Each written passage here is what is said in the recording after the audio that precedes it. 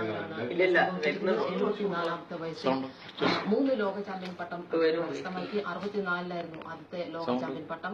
പിന്നീട് 2 തവണ കൂടി ആ നേട്ടം കൈവരിച്ചു. 1960 റോം ഒളിമ്പിക്സിൽ സ്വർണ്ണ മെഡൽ നേടി. ഇപ്പോൾ സംസ്ഥാനത്തെ കായിക മന്ത്രി EP ജയരാജൻ നമ്മോടൊപ്പം ചേരുന്നു. ശ്രീ EP ജയരാജൻ, മുഹമ്മദ് അലി എന്ന ഇതിഹാസം വിടവാങ്ങിയിരിക്കുന്നു. ആ ഇതിഹാസത്തെ കുറിച്ചുള്ള ഓർമ്മ താങ്കൾക്ക് എങ്ങനെയാണ് ഒന്ന് പങ്കുവയ്ക്കാൻ കഴിയുന്നത്? മുഹമ്മദ് അലി അമേരിക്കയിൽ വെച്ച് മരിച്ചു എന്നുള്ള വാർത്ത ഇപ്പോഴാണ് ഞാൻ അറിയുന്നത്. കേരളത്തിലെ കായിക രംഗത്ത് ഒരു പ്രഗത്ഭനായിരുന്ന വ്യക്തിത്വമായിരുന്നു അദ്ദേഹം.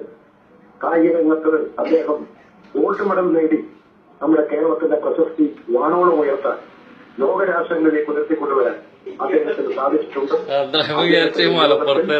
കേരളത്തിന്റെ ദുഃഖം, കായിക ലോകത്തിന്റെ ദുഃഖം ഞാൻ അറിയിക്കുകയാണ്. വളരെയധികം നന്ദി മിനിസ്റ്റർ.